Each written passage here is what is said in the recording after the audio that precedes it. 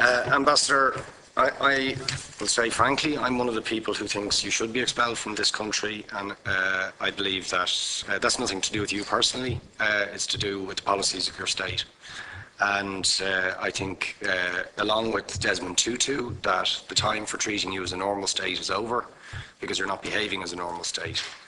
And I just want to ask you questions, really, in relation to that contention. And I would just say, for the record, it certainly isn't motivated by anti-Semitism in my case. I mean, for example, when disgraceful attempts were being made to downplay the horrors of the Holocaust by people like David Irving, I brought a Jewish Auschwitz survivor to this city to organise meetings and get her on national television to remind the Irish people about the horrors of the Holocaust.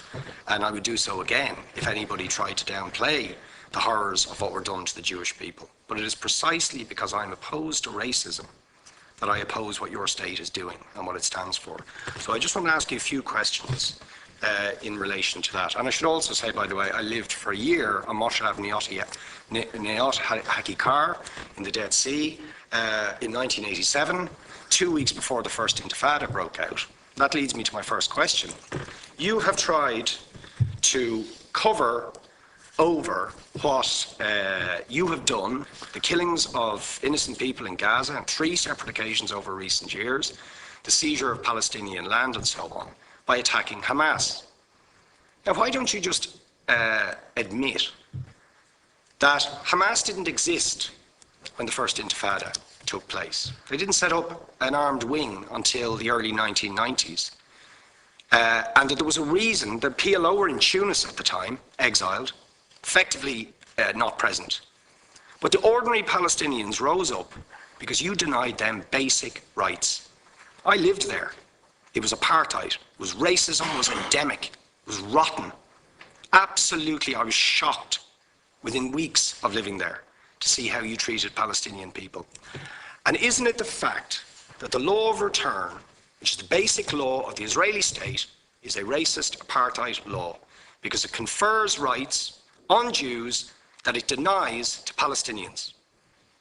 It allows, for example, if I was Jewish and had never stepped foot in Israel, I could claim citizenship there tomorrow, but 6 million people whose origins are in what you now call Israel, who were forced out in 1947 or 48, do not have that right. Isn't that part of the reason why the Palestinians are in dispute with Israelis? Because you deny them the right to return to their homes and to their land and to their villages, and that they have a legitimate claim, even under international law, to return, but you deny them that right. Why do you deny them that right? And why do you give that right to other people who have no connection whatsoever with the land, whether you call it Israel or whether you call it Palestine? Why do you continue to seize land, if you're serious about Oslo and the two-state solution? Why do you continue to seize land, which under that agreement is land designated to be Palestinian land? 500,000 people, most of which has taken place since Oslo. You allow that to happen. Why do you allow it to happen if you're serious about giving this land to the Palestinians? It's absolutely extraordinary. And it just, you must, are you not just taking us, Ambassador, for idiots? That you can say with a straight face, we're serious about peace, but while we're serious about peace, we're going to seize Palestinian land. And you expect the Palestinians to just sit back and do nothing about that. And the world to accept that that is an acceptable way to behave. And you asked earlier on, could we have some constructive solutions? Now, you know what the Palestinian people have been asking for. Far less even than some people would ask for. Because I believe the whole apartheid system should be dismantled. But what they've asked for is to lift the siege of Gaza. Just to lift the siege of Gaza. Let them have an airport. Let them have ports. Let them not be dictated to by a government for whom they do not vote as to what can go in and out of their territories, whether they will have power, whether they will have clean water, whether they will have medicine. What makes you think you're allowed to have nuclear weapons and the 4th biggest army in the world and visit destruction on the people of Gaza, but they have no right to defend themselves? They have no territorial sovereignty over that land. Could you ask questions, please? How do you justify that? Yeah. All right. How do you justify those double standards?